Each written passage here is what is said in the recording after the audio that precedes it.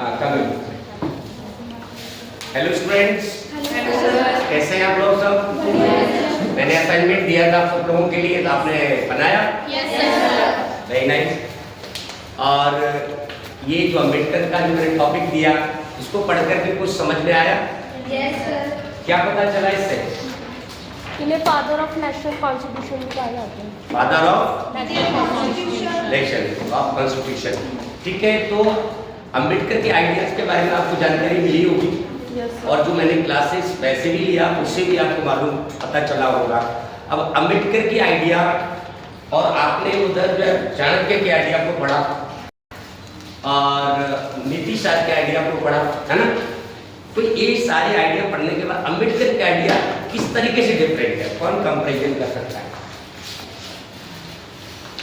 Assignment बनाया होगा तो पढ़ा भी तो होगा ना आपने। तो ये आइडिया, अम्बेडकर के आइडिया इन आइडियों से कैसे अलग है, क्या डिफरेंस है इसमें, बताइए। कौन बताएगा? हाँ नंदी, आप बताइए। सर डॉक्टर भीमराव अम्बेडकर ना, पहले तो वो क्या था, बचपन से ही उन्होंने ना जाति भेदभाव या क्या था, मंदिरों में उनको जाने नहीं दिया जाता था, उनको कहीं शिक्षा का भी अधिकार नहीं था। और जो उस टाइम पे बच्चे होते थे तो उनको अगर शिक्षा भी दी जाती थी तो उनको ना बाहर से बैठा के तब पढ़ाया जाता था कि वो अलग बाहर बैठते थे और बाकी के जो ऊंची जाति के जो बच्चे होते थे वो अंदर बैठ के पढ़ते थे। तो बचपन से ही भीमराव अम्बेडकर ने अपने समाज में सारी चीज़ों को देखा कि अछूत ज़्यादा मानते थे, मंदिरों में क्या थे नीची जाति के लोगों को प्रवेश करने नहीं दिया जाता था, पढ़ाई में क्या थे पढ़ाई नहीं करने दी जाती थी, औरतों को भी किसी तरीके से अधिकार नहीं था। तो इसलिए ना क्या था, भीमराव अम्बेडकर ने जब ये सारी चीज़ों को देखा, फिर स्वतंत्रता संग्राम के बाद जब आज़ादी प्राप्त हुई तो उन्होंने सोचा कि हम एक क्या था, बहुत सारे देशों से उन्होंने संविधान से कुछ ना कुछ चीज़ों को लेकर एक संविधान का जब निर्माण किया, तो निर्माण करने के साथ साथ उनका ये विचार था कि हम अपने संविधान में कुछ ऐसी चीज़ लेके आए जिससे कि जो कि समाज के सभी वर्ग एक स्तर पर आ जाए। एक स्तर पर आने के बाद किसी को भी ऐसा ना हो कि हम छोटी जाति के या हम छोटे वर्ग के, हमें पढ़ने का अधिकार नहीं दिया जा रहा। तो उन्होंने सारे क्या सभी वर्गों को, चाहे महिलाएं हों पुरुष हों, सभी को एक स्तर पर लाने की कोशिश की। और कहते और इस टाइम पे कहते जो महिलाएं उनको भी पढ़ने का अधिकार है, या छोटी जाति उनको भी पढ़ने का अधिकार है। और कहते हैं नौकरी में सभी को अवसर प्राप्त होने चाहिए, चाहे वो कहते हैं प्राइवेट सेक्टर में हो या गवर्नमेंट सेक्टर में, सभी कहते हैं नौकरी प्राप्त करने के अधिकारी हैं। वेरी नाइस, कितना अच्छा बोला इसने। इसके बोलने से कुछ समझ में आया, कितना कॉन्फिडेंस के साथ में इसने अपनी बात कहने की कोशिश किया। और कौन बताएगा अम्बेडकर के डेमोक्रेसी पर क्या विचार थे? इसने पढ़ा इसके बारे में? पढ़ा नहीं है, असाइनमेंट तो बनाया होगा ना। और चले आओ, कोई बात नहीं। उसको अम्बेडकर के विचारों पर और अपनी बातें रखें, अपनी बातों को अपने अंदाज में प्रेजेंट करें। और कौन करेगा इसमें से, ग्रुप में से, क्लास में से करोगे? Very nice. सर जैसे कि उन्होंने बताया कि जो अम्बेडकर ने बचपन से बहुत सारे भेदभाव का सामना किया था, और समय के साथ उन्होंने सुधार करने के लिए बहुत सारी चीज़ें करी। उन्होंने शिक्षा को भी अपना हथियार बनाया। उन्होंने 8 साल के अंदर और लंदन स्कूल से और कोलंबिया यूनिवर्सिटी से भी पढ़ाई पूरी करी, और साथ ही उन्होंने भारत के अंदर आकर जो पिछड़े लोग थे उनके लिए अपने भारतीय संविधान के अंदर एक अच्छा नया कानून बनवाया ताकि आगे जाके आने वाले समय में जो है उनको भेदभाव का सामना ना करना पड़े, उनको आरक्षण दिया गया। और सर आज इसी सर जो संविधान में उन्होंने अपनी महत्वपूर्ण भूमिका निभाई, जिस कारण से हम सारी लड़कियाँ बैठ के पढ़ सकते हैं, साथ में सब बच्चों के साथ स्कूल में बैठ के पढ़ने को मिलता है, खाना पानी कोई भी भेदभाव का सामना नहीं करना पड़ता। और अगर मैं अर्थशास्त्र में अगर कोटले की बात करूँ या नगी की बात करूँ, तो जो उनकी सोच थी एक राज्य को लेकर के कि जो राजा है उसे कैसा होना चाहिए, अपने राज्य के लिए, अपने लोगों के लिए उसे कैसा बर्ताव रखना चाहिए, उसे काम के सिद्धांत भी दिए कि पहले राजा मंत्री, फिर देश की कैसी भूमिका होनी चाहिए, देश का क्या पर्यावरण या फिर कैसे उसकी ढांचा बनाना चाहिए, कैसे नियम लागू करने चाहिए। एक देश को चलाने के लिए जो चाणक्य उन्होंने अपनी नीति दी कि राज्य को कैसा होना चाहिए और राज्य कैसा होना चाहिए। लेकिन जो डॉक्टर भीमराव अम्बेडकर है, उन्होंने उस राज्य के जो लोग हैं उनको कैसा होना चाहिए, उनके बीच में जो भेदभाव है उसे खत्म करने के लिए बात कही थी। शाबाश, देखो इसमें थोड़ा कंपैरिजन करने की कोशिश किया। डॉक्टर अम्बेडकर के और चाणक्य के विचारों में अगर थोड़ा सा हम तुलना करें तो क्या पाया जाएगा कि वो कहीं ना कहीं एक कास्ट सिस्टम बेस्ड जो सोसाइटी है ना उसको कहीं ना कहीं समर्थन देते हैं। हल्का सा एक फुट दिखता है ना कि उसमें हल्का दिखता है नहीं दिखता, चाणक्य की जो उसमें कास्ट सिस्टम बेस्ड सोसाइटी को थोड़ा सपोर्ट करते हैं, लेकिन डॉक्टर अम्बेडकर के आइडिया इस सोसाइटी को बिल्कुल भी सपोर्ट नहीं करते, कास्टलेस सोसाइटी की बात करता है।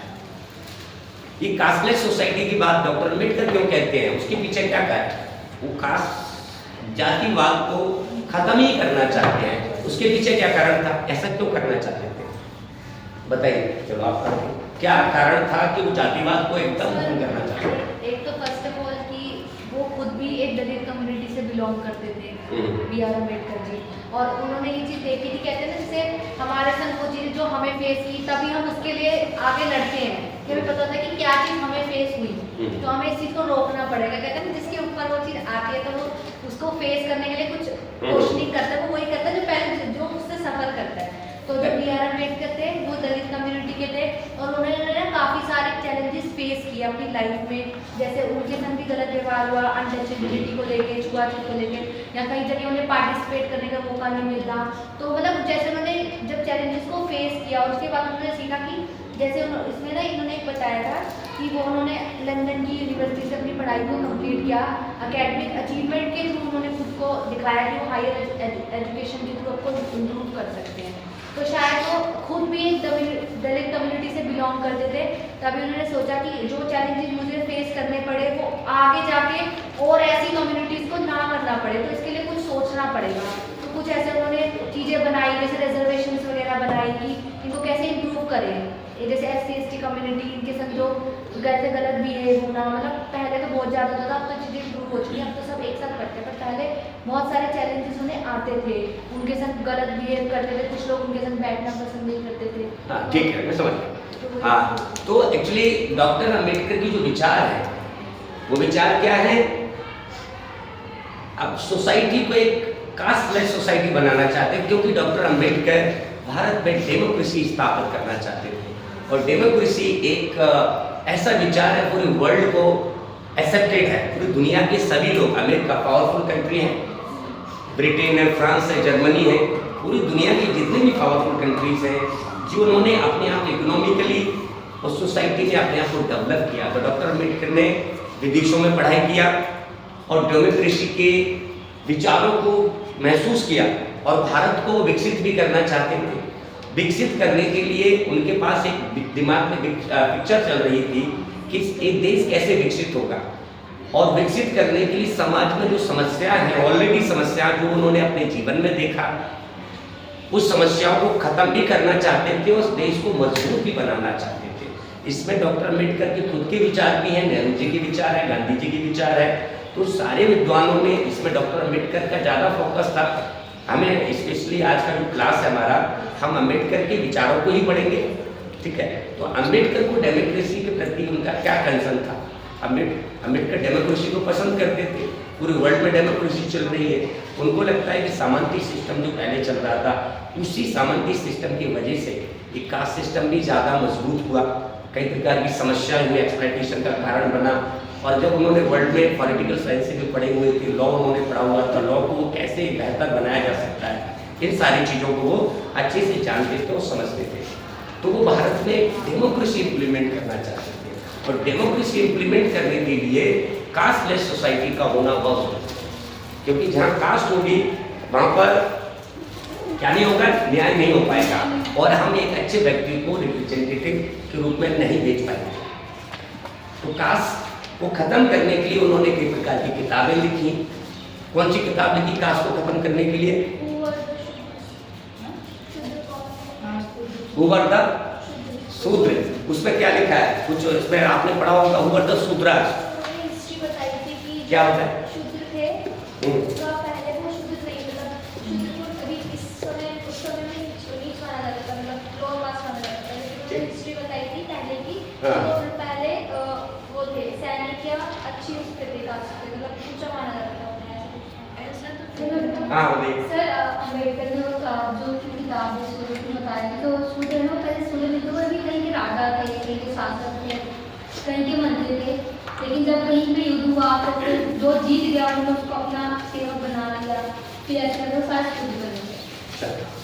ये मतलब भूभद्र सूत्र एक बाबा साहब ने इसलिए लिखा क्योंकि जो नॉर्मल जो शूद्र कम्युनिटी जिसको बोला जाता है, हमारे वर्ण व्यवस्था के द्वारा भारत में एक पूरा सिस्टम था।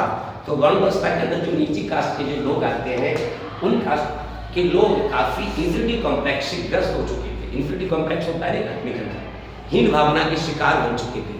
वो हीन भावना के शिकार क्यों बने? क्योंकि जिनको सदियों तक दबाया गया, जो कोई भी महिला है, जैसे आज कई महिलाओं को आप देखेंगे, आज भी महिलाओं का माइंड कैसा सप्रेशन है, दमन टाइप का माइंड रहता है। कुछ महिलाओं अफसर बन गई अलग बात है। आजकल कई महिला ज़्यादा स्वाधिकारी बनने के बाद में कहीं ना कहीं उनके अंदर कुछ साइकोलॉजिकल एक सप्रेशन का माइंड होता है। वो जो क्योंकि पावर का खेल होता है ना सारा, जैसे ही आपने हल्का सा एग्रेशन दिखाया, सामने के लोग आपको दबा देंगे। तो डर के वजह से आदमी, एक तो दबने से डर लगता है उसको कि सामने वाला दबा देगा, एक साइकोलॉजिकली उसके अंदर अपने आप में इनबिल्ट रहता है, वही भावना से ग्रस्त होता है। तो डॉक्टर अम्बेडकर को ये महसूस था कि जो दलित कम्युनिटी के लोग, जो शूद्र लोग हैं, इनके मन में ऐसा रहता है, क्योंकि धार्मिक के आधार पर भी उनको एक हीन समझा गया, तो उनके अंदर एक आगे बढ़ने की जो जिज्ञासा होती है वो उनके अंदर मर चुकी थी कि भाई आप शासक नहीं बन सकते, आप गवर्नमेंट नहीं चला सकते, आप अधिकारी नहीं बन सकते, आप एक विद्वान नहीं बन सकते। तो डॉक्टर अम्बेडकर हमेशा कोट पैंट और टाई पहनते थे। वो एक मतलब एक अपने आप को एक अच्छा बनाने के लिए ऐसे रिप्रेजेंटेटिव ग्रुप पहनते थे, ताकि आप लोग भी देखें, आप भी अंग्रेजों की तरह रहें, आप भी एक अच्छा इंसान बन सकते हैं, जेंटलमैन की तरह आप भी दिख सकते हैं। मैं भी आपका ही कम्युनिटी का व्यक्ति हूँ, क्या हूँ? आपकी ही कम्युनिटी का व्यक्ति हूँ। मैं लंदन में पढ़ सकता हूँ, मैं अमेरिका में पढ़ सकता हूँ, मैं हिंदी बोल सकता हूँ, मैं अंग्रेजी बोल सकता हूँ, कई भाषाओं को मैं एक साथ में बोल सकता हूँ। तो आप भी बोल सकते हैं, आप भी विद्वान बन सकते हैं। तो उन्होंने सूत्रों की खोज एक किताब है, उसको इसलिए लिखा क्योंकि वो एक जाति का मूल कारण जानना चाहते थे, क्योंकि डॉक्टर अम्बेडकर भी तो नहीं समझ पा रहे थे नहीं जाति आई कहाँ से, क्योंकि जाति का रूट को जानने के लिए जाति आई कहाँ से और ये पूरा डिफरेंस लोगों में पैदा कैसे होगा, इस बात को डॉक्टर अम्बेडकर जानना चाहते थे। उनको ये बात पहले पता नहीं थी, तो इसके लिए उन्होंने संस्कृत को पढ़ा और भारत में समाज का जो प्रॉब्लम थी उसको वो बिल्कुल खत्म करना चाहते थे, ये उनका ध्येय था। अब इसके लिए क्या करना पड़ेगा, कैसे करना पड़ेगा, इसके लिए उन्होंने लॉ पढ़ा, पॉलिटिकल साइंस को समझे, तो पॉलिटिक्स का इस्तेमाल करना पड़ेगा। समाज को रिफॉर्म करने के लिए क्या चाहिए? पॉलिटिकल माइंड भी चाहिए। कानून का ज्ञाता होना पड़ेगा, तो कानून को लॉ किया। इकोनॉमिक्स को पढ़ना पड़ेगा, गरीबी को खत्म करने के लिए इकोनॉमिक्स से पीएचडी किया। प्रॉब्लम ऑफ रुपीज उन्होंने क्या एक अपनी थीसिस लिखा, जो आज वर्तमान में रिजर्व बैंक ऑफ इंडिया के रूप में जाना जाता है। उनकी किताब के द्वारा ही पूरा डिजाइन किया गया है। उनकी संविधान से पूरा भारत चलता है। उनकी एक किताब है रिजर्व बैंक ऑफ इंडिया, जिससे पूरे देश का इकोनॉमिक स्ट्रक्चर कंट्रोल होता है। समझ गए? रिजर्व बैंक ऑफ इंडिया उन्हीं की डिजाइन है, उन्हीं की थे। तो भारत में वो रेक्टिफिकेशन करना चाहते, समाज को सुधार करना चाहते थे, भारत को मजबूत बनाना चाहते थे। तो उन्होंने जाना कि भारत में सबसे बड़ी समस्या सामाजिक समस्या है, साइकोलॉजिकल प्रेशर है, पॉलिटिकली मजबूत होना पड़ेगा। अब पॉलिटिकली मजबूत होने के लिए उनको समझ में आया democracy is the better option,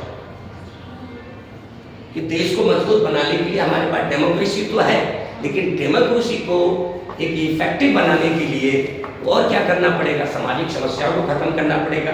क्या करना पड़ेगा? सामाजिक जो ऑलरेडी समस्या है, महिलाओं की समस्या है, दलितों की समस्या है, उन समस्याओं को देखना, एक बैलेंस सोसाइटी क्रिएट करना था। क्या करना था? Balance society. एक बैलेंस सोसाइटी क्रिएट करने के लिए उन्होंने संस्कृत को पढ़ा, जाना, ताकि रूट को समझ सकें कि जाति कहाँ से है और ये शूद्र कौन है। भूभद्र सूत्र, इसका मतलब वही जाति की खोज। जैसे बोलते हैं ना कि भाई हमारी बॉडी में, जैसे डॉक्टरों ने चेक किया ना कि हमारे प्रकार 4 प्रकार का ब्लड होता है, नहीं देखा, डीएनए होता है, उसको चेक कर लेते हैं ना कि कहाँ से आया, कैसे आया। तो ऐसे डॉक्टर अम्बेडकर ने शूद्रों की खोज करके ये फाइंड आउट करने की कोशिश किया कि शूद्र है कौन और ये कहाँ से आए और क्या करते थे। इनकी पहले वंशज क्या थे, समझ रहे? अब इसके लिए पूरा सारा कंटेंट तो संस्कृत में लिखा हुआ है, संस्कृत में लिखा हुआ है, जो थोड़ा बहुत कहीं और पाली भाषा भी उन्होंने सीखा ताकि पाली में से कुछ निकलेगा। क्या निकलेगा? पाली लैंग्वेज से ही कुछ निकलेगा ना, क्योंकि हमें बैकग्राउंड को जानना है तो कैसे पता चलेगा? कुछ संस्कृत से पता चलेगा, कुछ पाली भाषा से पता चलेगा। तो लास्ट में उन्होंने सारी किताबों को कलेक्शन करके फाइंड आउट किया और ये लास्ट में लिखा उन्होंने कि भाई आप जो शूद्र समझते हो ना अपने आप को, आप कमजोर ना समझो, आपको कमजोर बना दिया गया है। आप पॉलिटिकली पहले राजा हुआ करते थे, कभी सम्राट, आप बुद्ध धर्म को मानने वाले लोग थे और आपको जब झगड़े तो नॉर्मली सभी रिलीजन के लोगों में होते ही है ना? कोई ये राजा है तो अगर वो कभी युद्ध में हार जाएगा तो दूसरा राजा बन जाएगा, तो वो दूसरा जो हारा हुआ व्यक्ति है उसको तो नॉर्मली गुलाम बनाया ही जाता है, कमजोर बनाया ही जाता है। तो ऐसे कभी इन वर्गों में कहीं झगड़ा हुआ है और जो स्पेशली बुद्धिज्म को मानते थे, जो शूद्र वर्ग के जो लोग हैं, उन्होंने ये कहा, कहने की कोशिश की है कि ये लोग बुद्धिज्म को मानते थे। ये सम्राट अशोक के टाइम पर ये उस विचारधारा को मानते थे और इसका खामियाजा भी इनको एक रेमेडिकल जो आइडियाज है इनमें आपस में कन्फ्लिक्ट का परिणाम के कारण इनको थोड़ा दमन किया गया और स्पेशली जो शूद्र कास्ट के शूद्रों में जो दलित कम्युनिटी के लोग हैं उनको ये बोला कि आपकी जो कम्युनिटी है आप ज़्यादा उनके समर्थक थे। जो युद्ध लड़ता है ना आगे जाकर साइड को फाइट करता है, पॉलिटिकल एडमिनिस्ट्रेशन में रहता है, तो उनको उसको ज़्यादा तकलीफ दिया गया ताकि इनको एक दमन कर दिया गया, समझ गए? जो धीरे धीरे दमन हुआ तो उन्होंने बोला कि आप कमजोर नहीं है, आपको एक पॉलिटिकली सिस्टम के द्वारा क्या कर दिया गया है? दमन कर दिया गया है। क्या हुआ? दमन किया गया है, आप कमजोर नहीं है, आप बन सकते हैं। और साइकोलॉजी पर उन्होंने ये बोला कि आत्मा का कॉन्सेप्ट को उन्होंने नकार दिया। आत्मा क्योंकि कर्म और नरक के जो भ्रम जाल में फंस जाएगा तो साइकोलॉजिकली उनके मन कमी साइकोलॉजिकली जो इंसान एक बार ट्रैप हो गया क्या हो जाएगा? सुन रहे हो आप सभी लोग ध्यान से? साइकोलॉजिकली जो आदमी कमजोर हो गया एक बार तो वो जीवन में जल्दी उठ नहीं पाता है। कोई भी व्यक्ति जिसके अंदर एक कॉन्फिडेंस आता है कि मैं कुछ कर सकता हूँ, दलित कम्युनिटी और शूद्र कम्युनिटी के लोगों के अंदर एक साइकोलॉजिकल पेन का बड़ी समस्या थी कि हम कभी राजा नहीं बन सकते, लोग हमको राजा बनाएगा नहीं, हमारे पास दिमाग भी नहीं है, हम गुरु कैसे बन सकते हैं? तो इस तरह की मेंटेलिटी से वो शिकार थे। तो उन्होंने अपनी पर्सनालिटी को इस तरीके से दुनिया के सामने रखा, अपने भाषणों के माध्यम से उन्होंने बातों को रखा कि आप मजबूत हैं, आप बस अपने गंदे कर्मों को छोड़िए, मीट मांस को छोड़िए, गलत मतलब जो जानवरों को खाते थे ना पहले लोग समाज, उनकी समाज के लोग है, तो उन्होंने बोला कि ये आपकी गंदी चीज़ों को आपको छोड़ना पड़ेगा और आप पढ़ाई पर ध्यान दें, स्टडी पर ध्यान दें, तभी जाकर के आपके जीवन का उद्धार हो सकता है। तो ये जातिवाद जब खत्म हो जाएगा तभी जाकर के हमारा पॉलिटिकल स्ट्रक्चर में क्या इम्प्लीमेंट हो पाएगा? डेमोक्रेसी आ सकती है। और डेमोक्रेसी में वो किस तरह की डेमोक्रेसी चाहते थे? पूरे वर्ल्ड में तो डेमोक्रेसी ऑलरेडी चल रही है, लेकिन डॉक्टर अम्बेडकर ने डेमोक्रेसी के बारे में ये बात कही है कि जो व्यक्ति, भले दुनिया के अंदर डेमोक्रेसी ऑलरेडी चल रही है, ये डेमोक्रेसी का मतलब बहुमत के लोगों का आतंकवाद भी हो सकता है या बहुमत के लोगों का अत्याचार भी हो सकता है। वो कैसे हो सकता है अत्याचार, बताइए? बहुमत के लोग, डेमोक्रेसी का मतलब मेजोरिटी के लोग किसी माइनॉरिटी पर अत्याचार कर सकता है या नहीं कर सकता? कैसे कर सकता है बताइए? चलिए कैसे करेगा? मेजोरिटी है ना, गवर्नमेंट है, हमने प्राइम मिनिस्टर हमने बनाया तो मेजोरिटी से बनाया, तो कैसे अत्याचार कर सकता है? वो सरकार आपने बनाया, कौन बताएगा? वो चाहेगा तो अपनी मन की नीतियाँ कुछ भी बना सकता है। वो ये नहीं है कि जनता का इसमें हित हो रहा है, जो माइनॉरिटी धर्म का हित हो रहा है नहीं हो रहा है, वो जो मेजोरिटी के पीपल होंगे उनके लिए नीतियाँ बनाएगा ताकि उनका ज़्यादा से ज़्यादा फायदा हो और जो माइनॉरिटी होंगी उनका मतलब उनके जो हित का है वो हानि होगी हमारी। ठीक है, कर सकता है, मतलब कहीं ना कहीं अत्याचार मेजोरिटी जो है, मेजोरिटी गवर्नमेंट जो है ना, कहीं माइनॉरिटी पर अत्याचार कर सकती है।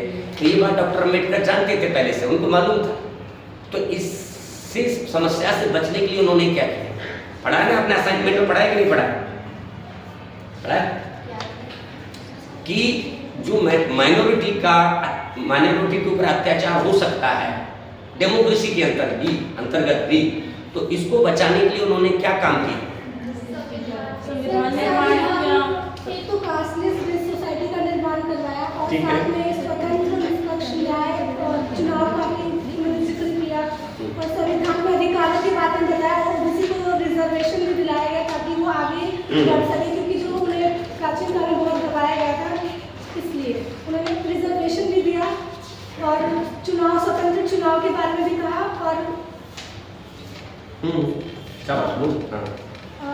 उन्होंने कास्टलेस बेस्ड सोसाइटी के बारे में कहा कि यहाँ पे जातिवाद को एकदम खत्म कर दें, क्योंकि जातिवाद एक मतलब ब्राह्मणों की सोच थी कि ब्राह्मण की उत्पत्ति ब्रह्मा के मुख से हुई है, वैसे ही जो वैश्य होते हैं उनकी उत्पत्ति ब्रह्मा जी के पैरों से हुई है। ये एक ब्राह्मण सोसाइटी की सोच थी, इसको उन्होंने नकार दिया पूरे तरीके से। शाबाश। तो अब एक बात सोचिए कि जिस देश की जनता इस बात का विश्वास करती हो कि हम ब्रह्मा के मुख से पैदा हुए, हम पैरों से इंसान पैदा हुआ, एक कोई नेशनल इंसान इस पर बिलीव कर पाएगा? नॉर्मली नहीं कर पाएगा, कोई कर पाएगा इस पर? लेकिन हमारे भारत की जनता इस पर विश्वास करती थी किसी जमाना। अब तो हम मॉडर्न हो गए, अब हमारा दिमाग एजुकेशन की वजह से खुल गया, साइंस का कॉन्सेप्ट हमारे ब्रेन में चला गया, हम डार्विन थ्योरी को पढ़ने लगे, समझ रहे? तो हमारे दिमाग थोड़ा कहीं ना कहीं विकसित हुआ, तो ये सारी चीज़ें कहावत के रूप में रह गई हैं, लोग इस पर जल्दी विश्वास नहीं कर पाता है। लेकिन इससे हम एक बात का अंदाजा लगाते हैं कि हमारा देश कितना मेंटली कमजोर था। मानोगे इस बात को? इस बात को मानोगे या नहीं मानोगे? क्या मैं किसी बात को फोर्स कर रहा हूँ? नहीं कर रहा हूँ। आप मेंटली खुद से सोचिए, लॉजिकली सोचने की कोशिश करिए कि पॉसिबल नहीं हो सकता। लेकिन जो आदमी इस पर विश्वास करता है, इससे हमारे देश की जनता का मेंटल स्ट्रक्चर, हमारा ब्रेन क्या है, देश की जनता मतलब हमारा ब्रेन है, और जिस इंसान का ब्रेन ही कमजोर होगा वो देश तो वैसे ही कमजोर होगा। इंसान की पहचान या देश की पहचान किससे होती है? आपके थॉट प्रोसेस से होती है। आपकी जनता कैसे सोचती है, आपके देश के, जैसे मैं क्लास का पढ़ाता हूँ, मेरी पावर कैसे पता चलेगा कि मैं अच्छा पढ़ाता हूँ? मेरी स्टूडेंट्स के अंदर जो उसका नॉलेज दिखाई देगा, उसकी थॉट भी क्लैरिटी दिखाई देगा, उससे रिफ्लेक्शन में ऑटोमेटिकली पता चल जाएगा कि किस टीचर ने सो पढ़ाया।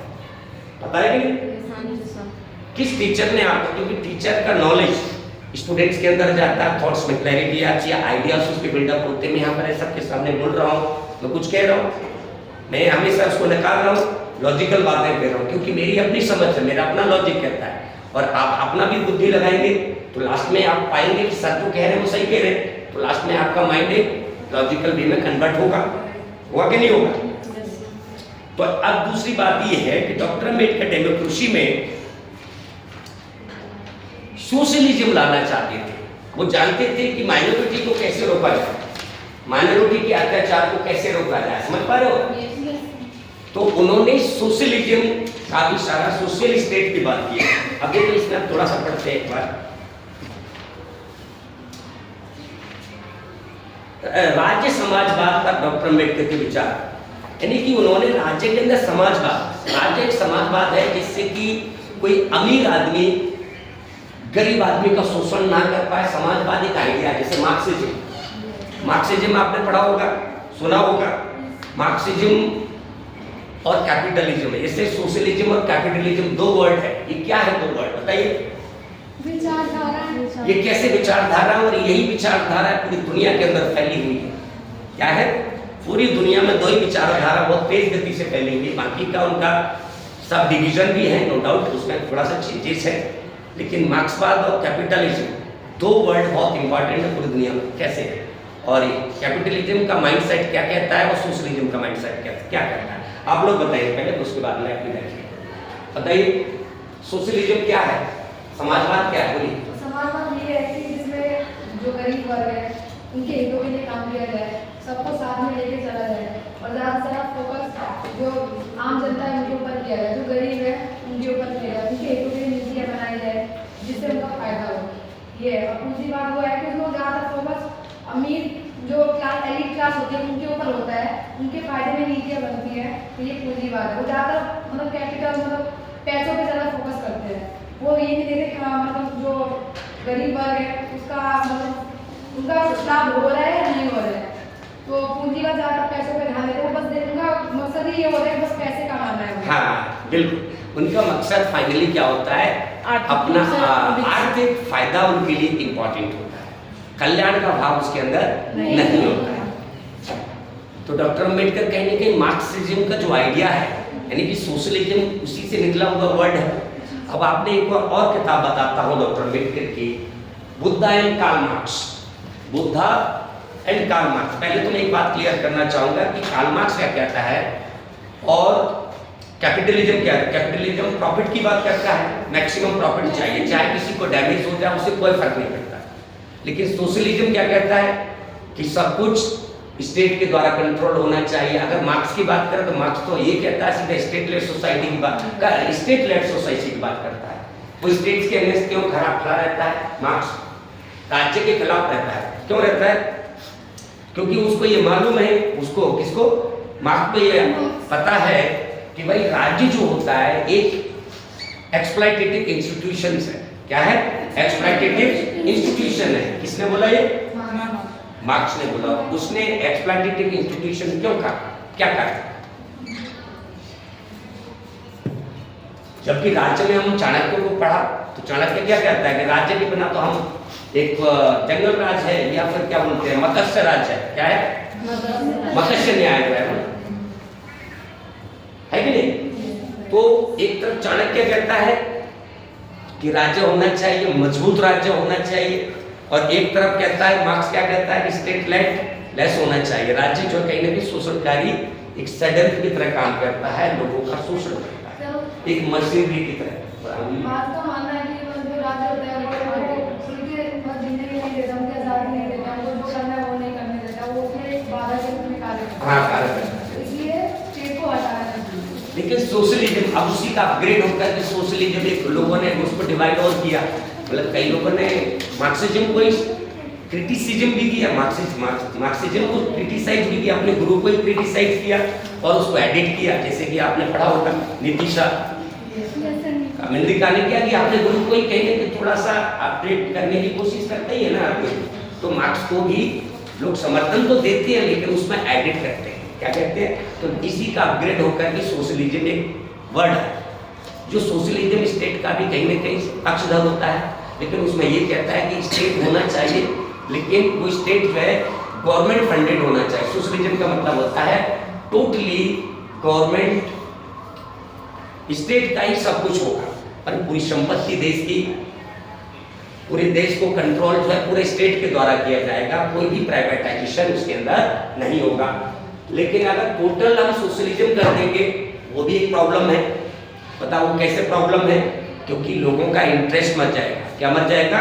जिसके अंदर उद्यमी करने का, व्यापार करने का, अपने टैलेंट को हाईली करने का, जैसे कि साउथ रशिया के अंदर सोशलिज्म जब आया तो क्या हुआ? बाद में डिसइंटीग्रेट हो गया, उसके टुकड़े हो गए। समझ रहे हो? तो क्यों हुए?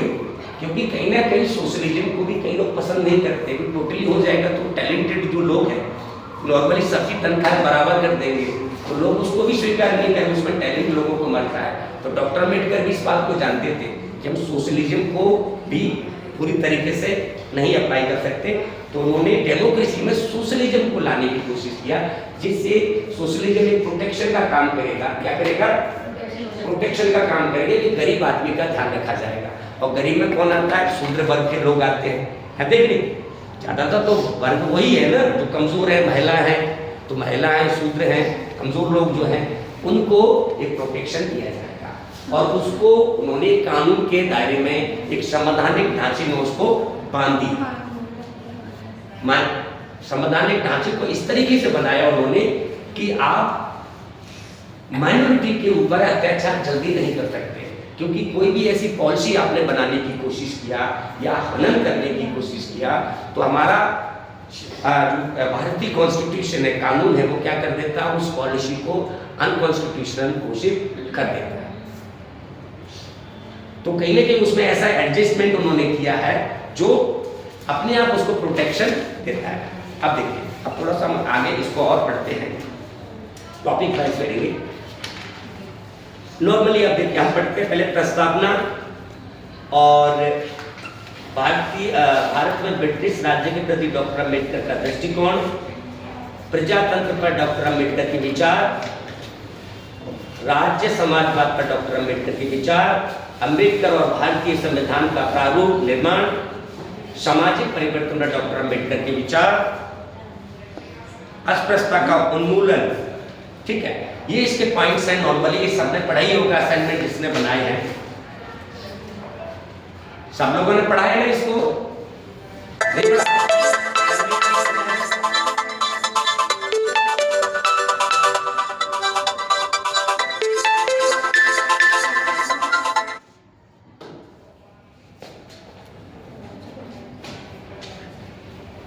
चल गया इसको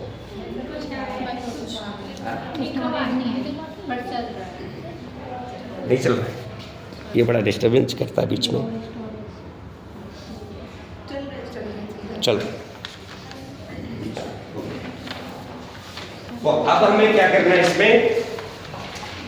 इंट्रोडक्शन में हम क्या कहेंगे? इंट्रोडक्शन में डॉक्टर अम्बेडकर जो इंट्रोडक्शन है उसमें हम क्या बातें लिखेंगे? इंट्रोडक्शन में क्या है? भीमराव अम्बेडकर कहाँ पैदा हुए, उनका जीवन परिचय कहेंगे, उनके जो सामाजिक कार्य है उनको हम इंट्रोड्यूस करेंगे, उसकी बातों को बोलेंगे। अम्बेडकर कहाँ पर पैदा हुए थे, किसको मालूम है? पढ़ा माओ गांव में। और उन्होंने कहाँ से डिग्री हासिल किया? वेरी गुड, चलो अच्छी बात है, इतना पढ़ा है आपने। अब दूसरा हम टॉपिक पढ़ेंगे, भारत में अंग्रेजी राज्य के प्रति डॉक्टर अम्बेडकर का दृष्टिकोण। ये क्या कहता है? अम्बेडकर जो है अंग्रेजों के प्रति कैसा सोचते थे, मालूम है आपको? क्या नाम है आपका? श्वेता। आपको आपने पढ़ा है इसके बारे में? थोड़ा बहुत। अच्छा, आपका आप तो राइटिंग करने में लगे हुए हैं, तो आप बोलिए क्या नाम? वंश का? हाँ, आप बताइए भारत में अंग्रेजी राज्य के प्रति डॉक्टर अम्बेडकर का दृष्टिकोण क्या था? पढ़ा नहीं आपको? आपको मालूम है? आपको बोलिए। और कौन बताएगा इसके अलावा? आप बताइए अंग्रेजी राज्य के प्रति क्या बोलते हैं? बोलिए, बिल्कुल you are free to speak. खड़ा होकर बोलना, लेकिन चल ऐसे बोलिए। जो डॉक्टर बी आर अम्बेडकर थे, उनका जो दृष्टिकोण था अंग्रेजी शासन के प्रति, ब्रिटिश के उनके वो ये था, मिश्रित था। वो पूरी तरह से उनके पक्ष में भी नहीं थे और पूरी तरह से विपक्ष में भी नहीं थे। वो ऐसा मानते थे कि जो ब्रिटिश थे उन्होंने भारत के लिए कुछ सुधार तो किए थे, लेकिन शांति में शोषण नहीं किया था। उन्होंने जो भारत में जातिवाद था उसका फायदा उठाकर डिवाइड एंड रूल की पॉलिसी से उनमें लोगों में फूट डालती, लेकिन साथ में कुछ सुधार भी किए, जैसे रेलवे का निर्माण हुआ और ब्रिटिश रूल में ये सब। ठीक, और किसी को? मतलब वो थोड़ा डिस्क्रिमिनेशन तो करते थे ज़्यादा, जैसे जो ब्रिटिशर्स थे वो थोड़ा इंडियंस के प्रति उनका थोड़ा गलत व्यवहार होता था, या हमारे प्रति उनका गलत व्यवहार ना हो, डिस्क्रिमिनेशन ना हो, मतलब कास्ट बेस्ड तो डिस्क्रिमिनेशन ना हो, ये जो उसका इफेक्ट। और कौन बोलेगा? आप बोलिए, क्या नाम है आपका? आप गर्दन नीचे करके बैठे हुए, बोलिए कुछ। क्या है उनका दृष्टिकोण? भारत में अंग्रेजी राज्य के प्रति अम्बेडकर का दृष्टिकोण क्या है? कुछ तो पढ़ा, असाइनमेंट बनाया नहीं बनाया आपने? तो फिर पढ़ा बिना के मतलब लिख दिया उसको, जो मैंने दिया था उसी नोट्स को ही लिख दिया है, पढ़ा दिया उसको? याद नहीं है? और कौन बताएगा? आप बताओ, आप बोलो। नहीं बनाए? चलो मैं आपको बताता हूँ कि भारत में अंग्रेजी राज्य के प्रति डॉक्टर अम्बेडकर का दृष्टिकोण। अंग्रेजों के प्रति डॉक्टर अम्बेडकर, कई लोगों का ऐसा आरोप है, क्या आरोप है? कि कई लोगों का ऐसा आरोप लगाते हैं कि डॉक्टर अम्बेडकर अंग्रेजों के प्रति वफादार थे, ऐसा कुछ बोलते हैं कुछ लोग, समझ लो। लेकिन सच्चाई ये नहीं है। सच्चाई क्या बोली?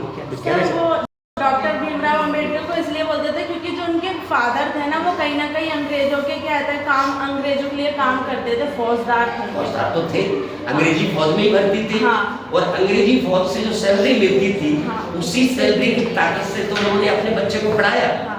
सर वो कॉलोनिया से पढ़ के गए तो इसलिए जो सबको लगता है कि हाँ हाँ, तो ये ज़्यादा ही मानते हैं अंग्रेजों को या हाँ, इसलिए कई लोगों को ऐसा सुनने में आता है, कई लोग बोल देते हैं, मैंने सुना है कहीं, या तो कहीं ऐसे नॉर्मल डिस्कशन में पब्लिकली तो कोई बोल नहीं पाता। पब्लिकली किसी पॉलिटिशियन की हिम्मत है कि वर्ड बोल सकता है, लेकिन ऐसा सुनते हैं, कह देते हैं लोग। लेकिन उसके पीछे डॉक्टर अम्बेडकर को ये विश्वास था कि अंग्रेजी जो कुछ भी है, कहीं ना कहीं उनके मन में एक इरादा तो ठीक है। क्या इरादा ठीक है? कि ये दलित कम्युनिटी के लिए कुछ ना कुछ एक रास्ता, छुआछूत का भाव तो नहीं है, कम से कम ये तो विश्वास था उनको। क्या अंग्रेजों को जातिवाद से लेना देना थोड़ी ना था, कोई मतलब नहीं था उनको। तो ये जातिवाद की समस्या तो हमारे भारत की है ना, हमारी सामाजिक समस्या है कि नहीं? तो अंग्रेज ये चाहते थे, सुनिए आवाज क्या बीच में हंस रहे हो आप लोग? बड़े अटेंशन के साथ इधर तो आपको सुनना है। अंग्रेजों के प्रति अम्बेडकर का व्यवहार था, विचार था कि भाई अंग्रेजों से वो उम्मीद करते थे कि आप ये गवर्नमेंट को चला रहे हैं, भारत की सरकार आपके अंडर में है, तो आप को तो जातिवाद से भी प्रॉब्लम नहीं है, आपको तो नहीं है ना, आपका तो मन भी अच्छा है ना, आपको तो कोई प्रॉब्लम नहीं है, आप तो पॉलिसी बना सकते हैं, आपके पास पावर भी है। क्या है आपके पास? पावर है ना, गवर्नमेंट तो आपकी है।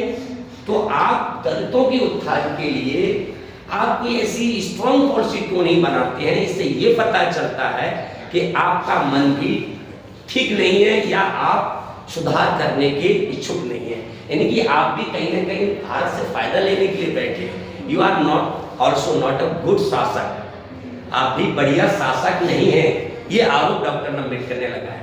अगर आप बढ़िया शासक होते, जब आपकी नीयत शासन करने की होती, तो शासन में तो आप देख रहे हैं कि कमजोर आदमी है, तो कमजोर आदमी को अपलिफ्ट करना तो आपकी ड्यूटी है, और जब उसको अपलिफ्ट आप करेंगे, ऊपर उठाएंगे, तो हो सकता है जो ऊपर शासन में बैठे हुए सवर्ण जो जाति के लोग हैं वो आपके खिलाफ आंदोलन भी करेंगे। तो उनका ये कहना था कि भाई आप लोग आंदोलन से डरते हैं, क्या करते हैं कि भाई जैसे हम दलित कम्युनिटी के लिए बढ़िया पॉलिसी बनाएंगे तो सवर्ण समाज के जो लोग हैं वो क्या कर देंगे? आंदोलन कर देंगे, आंदोलन करेंगे। यानी कि सवर्ण समाज से आप लोग डरते हैं, तो डरते किस लिए? एक अच्छा शासक डरता है कभी किसी से? चाणक्य में नहीं पढ़ा आपने? अच्छा शासक डरता नहीं है। चाणक्य ने यही बोल रहा है, चाणक्य ने यही बात बोला है ना, आप राजा हैं या प्रधानमंत्री हैं, जब आपके मन में है कि ये गलत हो रहा है तो आप आंदोलन होने दो, जो हो रहा होने दो, आपकी नीयत में खोट है, कहीं ना कहीं आप भी क्या करना चाहते हैं, इनका सहयोग लेकर के आप भी यहाँ से संपत्ति लूटते हैं, क्या लूटते हैं? भारत की संपत्ति लूट रहे हैं, अपना लग्जरियस लाइफ जीते हैं, हमारा जो भारतीय गवर्नमेंट का जो पैसा है आप उसको अपने इस्तेमाल करते हैं। ये आरोप डॉक्टर अम्बेडकर ने सीधा अंग्रेजों पर लगा दिया। सोचिए, इतनी बड़ी बात बोलना कोई छोटी बात नहीं है या नहीं है? तो इसी बात के कारण लोग बाबा साहब को एक क्रांतिकारी इंसान कहते हैं, और ये क्रांतिकारी वर्ड है अपने आप में। एक गवर्नमेंट के खिलाफ ये लाइन बोलना तो नॉर्मल बात नहीं है कि आपकी नीयत ठीक नहीं है, आप काम नहीं करना चाहते या आप डरते हैं। आप इसके उनका ये लगता था कि भाई इससे बेहतर तो हम अपनी स्वादी से गवर्नमेंट बना लेते हैं, हम आपका पक्ष भी करें तो क्या फायदा है? आपके पास तो पावर है, आप हमारे लिए क्या कर रहे हैं? लेकिन कहीं ना कहीं उनके सॉफ्ट कॉर्नर में ये रहता था कि अंग्रेज थोड़ा करना तो चाहते हैं लेकिन वो उतना कर नहीं पाते, आंदोलनों से उसको डर लगता है, गवर्नमेंट को कहीं ना कहीं डर लगता है। क्योंकि फिर बाद में उन्हीं का तख्ता पलट हो जाएगा, वही हट जाएंगे तो फिर राज्य का विस्तार थोड़ी ना हो पाएगा, हट जाएंगे। और अभी क्या होता है, जो दलितों के लिए ज़्यादा करेंगे या मतलब जो शूद्र वर्ग है, जो डिफरेंट सेक्शन है, उसके लिए ज़्यादा करेंगे तो इनमें यूनिटी हो जाएगी, यूनिटी होकर के यूनाइट होकर के जो गवर्नमेंट को फाड़ सकते हैं, ये आंदोलन का मजबूत हो जाएगा। तो ये भी एक कारण था। और असली बात ये भी है कि डॉक्टर अम्बेडकर भारत को आज़ाद भी कराना चाहते थे। क्या करना चाहते थे? उनके मन में अंदर था कि हमें हम जल्दी अंग्रेजों से मुक्ति हमको मिले, लेकिन मुक्ति के साथ साथ उनके अंदर डर भी था। वो डर क्या था मालूम है किसी को? कि अंग्रेज यहाँ से गए एक दूसरा एक नई समस्या पैदा हो सकती है। वो नई समस्या कौन सी पैदा हो सकती है, क्या कारण था, वो कौन सी समस्या हो सकती है कि अंग्रेज चाहेंगे तो एक नई समस्या पैदा हो सकती है। कौन सी हो सकती है, मालूम है किसी को? उनका कुछ कल्चर नहीं है क्या? नहीं, उनके मन में एक डर था बाबा साहब के अंदर कि अंग्रेज भारत में आए, उन्होंने 200 साल तक शासन कर लिया। अंग्रेजों के कारण ही हम लोगों को महिलाओं के उद्धार के लिए काफी काम हुए कि नहीं अंग्रेजी शासन में? सती प्रथा मॉडर्न एजुकेशन उन्होंने आपके लिए इम्प्लीमेंट कराई। कास्ट सिस्टम के लोग ब्रेक करने के लिए शूद्रों को शिक्षा का अधिकार उन्होंने दिलाया। सच बात है, चाहे कोई माने या ना माने, उनकी बड़ी देन है ये बात, है या नहीं है बताइए? उन्होंने काफी सारे चेंजेस किए थे जो यहाँ महिलाओं को शिक्षा बना शिक्षित देना, राजा राम मोहन राय उनके लिए लड़े थे और अंग्रेजों के पक्ष में खड़ा हो गए, बोले कि हम देश के भले कुछ भी हैं लेकिन हम आपके साथ खड़े हैं। वो राजा थे उस टाइम के, बड़ा आदमी थे वो, कौन थे? विद्वान भी थे, राजा राम मोहन राय, और एक ताकतवर आदमी था। जब वो राजा अंग्रेजी के साथ खड़ा हो गया और उन्होंने बोला कि आई एम विद यू, उनके घरों को लोगों ने जला दिया। राजा राम मोहन राय का लोगों ने विरोध किया। क्यों किया? क्योंकि आप हमारी परंपराओं को क्या कर रहे हैं, तोड़ रहे हैं। शादी प्रथा, सती प्रथा को ब्रेक कर दिया और उसका पक्ष किया, बोला कि जो भी है मैं आपके साथ हूँ, अंग्रेजों के साथ। और लोग उनको देशद्रोही कह रहे हैं, कोई कुछ भी कहते रहो, जिसको जो कहना कहते रहिए, क्या करते रहिए, लेकिन उन्होंने क्या अंग्रेजों का पक्ष किया और उसी पक्ष के कारण कई प्रकार की हमारी पॉलिसी हमारे हित में काम किया कि नहीं किया उन्होंने।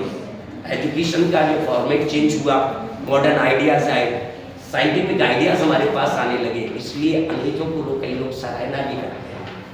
भले एक तरफ हम कहते हैं कि शोषण कर लिया उन्होंने, ये बात सच भी है, शोषण तो करता ही है, कोई भी राजा आएगा, कोई भी किसी को गुलाम बनाए तो क्या करेगा, शोषण तो करेगी। ये तो दुनिया का नियम है ना, ये तो नेचुरल नियम होता है।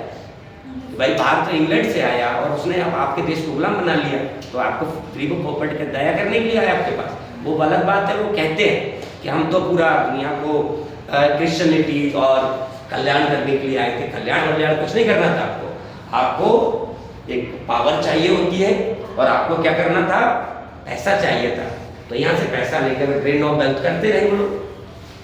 आज आप ब्रिटेन पूरी दुनिया में आज उसका डॉलर की कीमत इतनी महंगी क्यों है? क्योंकि उसने अपने जमाने में भारत से बहुत संपत्ति कमाया, समझ गए? इसके वजह से डॉलर की कीमत महंगी है, समझ गए? डॉलर की कीमत महंगी क्यों है?